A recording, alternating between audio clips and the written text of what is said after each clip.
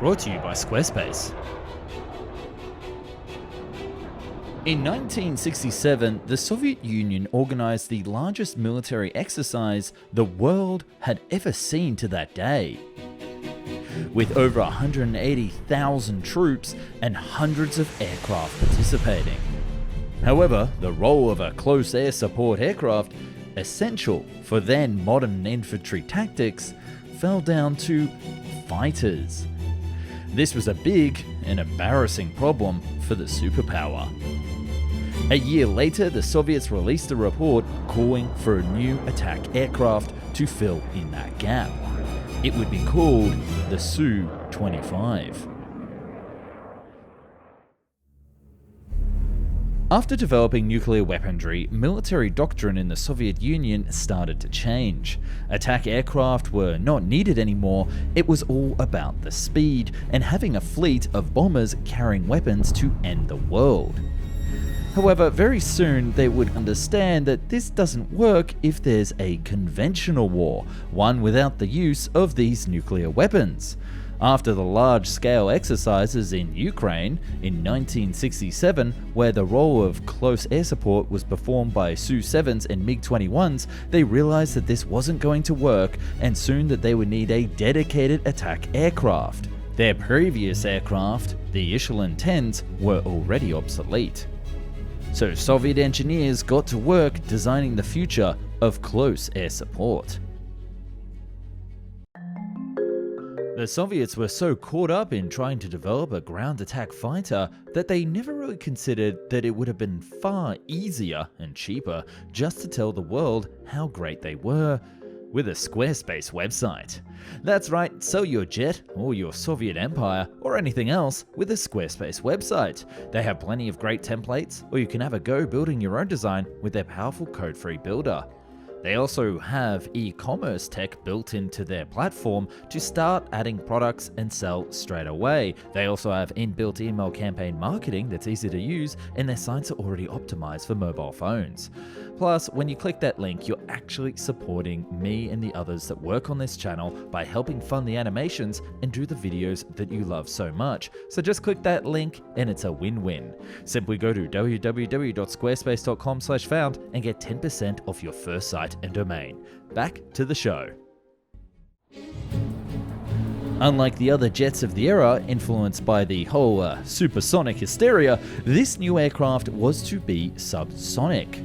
MiG-17s, which had also participated in the previous mentioned exercise, performed the close air support role far better than the supersonic aircraft.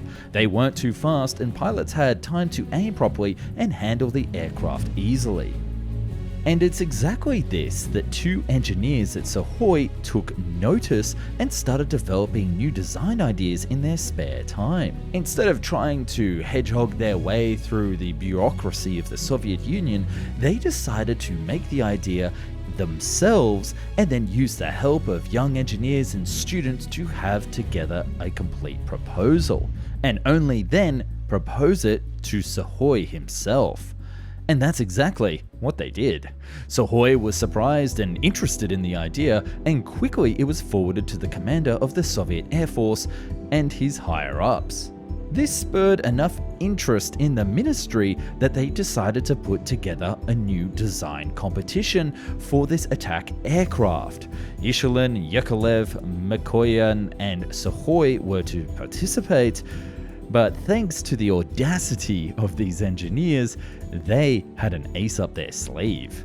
Because they had already developed the design itself, they moved on to the next phase of tunnel testing and built a full-size mock-up.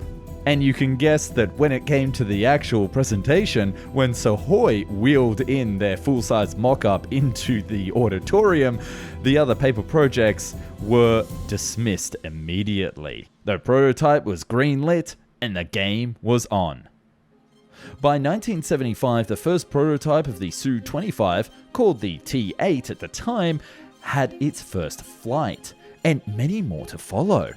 It proved to be much superior to its main competitor, the Echelon 102, but the most interesting part here is that the test pilot who flew the Su-25 prototype was none other than Vladimir Echelon, son of Sergei, the founder of the Michelin Bureau. So talk about a betrayal close to the heart. He would actually spend most of his career as a test pilot for Sukhoi and even tested jets like the T-4, a story about which you can check out right here on the channel. But what about the design of the Su-25 that made it so darn special?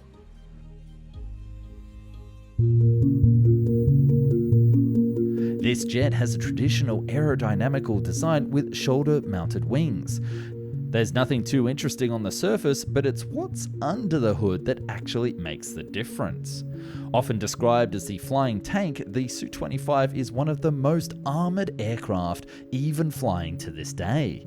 The cockpit is inside the titanium tub with an additional thick steel head protection. Furthermore, the underside is additionally protected with plates on the front landing gear doors. To push all this weight around, the aircraft would have two Tomaski R95SH engines, providing the Su-25 with a maximum speed of 975 km per hour. These two engines are actually separated on the fuselage and made to work completely autonomously. So in case one is damaged or destroyed, the pilot actually has control over the aircraft and can still land safely, which has often been the case throughout the years, and the latest being in the war in Ukraine. One of the engines had an additional titanium plates, and if you're asking why only one, well, the answer is rather simple. It would be too heavy to add armor to both of the engines, so if the armored one gets hit, it will survive, and if the other one gets hit, well, we still have the other engine working anyway. Soviet practicality at its finest. During the development phase, hundreds of tests were made with different caliber weapons firing at the Su-25, and one of them even featured dropping warheads into a working engine to check the effects of a manpad hit in flight. With all the fuel tanks filled with a sponge-like material to prevent fire being spread easily if the plane is hit, and also stop fuel from leaking, this jet seriously has redundancy up its exhaust pipe. And speaking of fuel, one of the craziest things about this aircraft is that it can run on diesel. The Soviets really wanted an aircraft that could be used anywhere at any time. And during the development phase, the main requirements were that this jet be able to take off and land from almost any flat patch of surface, be it a road, a runway, or a field.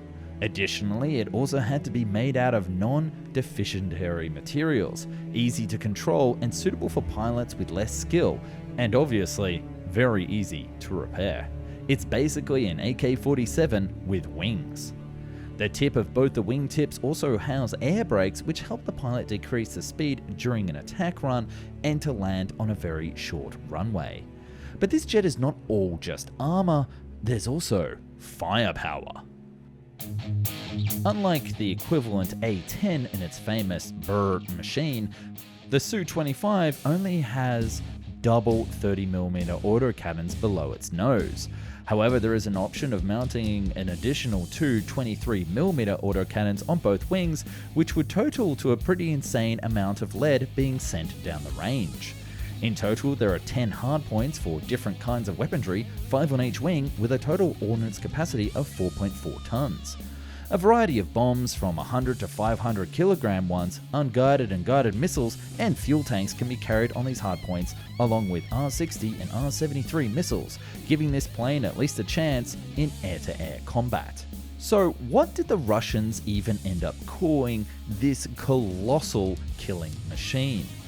It was given the name Grach. Grach, translated as Rook as the Russians call it, or as NATO calls it, the Frogfoot, comes in two base variants, a single-seater and twin-seater with UB designation made for training. However, in the late 80s, an interesting variant called the Su-25T and TM were developed. This aircraft was based on the two-seater design, but one pilot behind controls, and was specialized in tank hunting. New optical systems and new missiles were tested by the end of the Afghanistan war with great success. The pilot only had to designate the target, and the onboard systems would track the target while moving, and the missile could be fired and forgotten. Apart from that, the TM variant, also sometimes called the Su-39, could carry TV and laser guided missiles and guided bombs. This promising upgrade never came to life, however, and stayed in limited experimental phase, because the new Russian Air Force deemed it too sophisticated and expensive and opted for a Su-25 SM modernization down the line.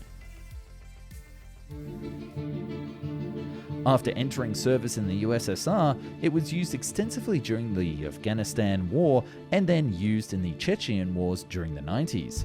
It saw combat during the Iran-Iraq War too, with Iraqis flying numerous sorties daily. In Europe, it was also used during insurgency in Macedonia and of course during the current war in Ukraine on both Ukrainian and Russian sides. It proved time and time again to be quite versatile and forgiving for the pilots, saving their lives on numerous occasions because of its rugged design. On the other hand, with weaponry being pretty outdated for the modern era of fighting, both Ukrainian and Russian air forces have suffered heavy losses of this platform during the war, because traditional attack aircraft in contested airspace is definitely not a good idea, something that the US Air Force learned during the Gulf War with their significant A-10 losses in the starting phase. With production lines being closed in Russia in 2017, a question arises, is there even a future for the Su-25? Perhaps there will be another deep modification like the Su-39 or a change in doctrine and weaponry.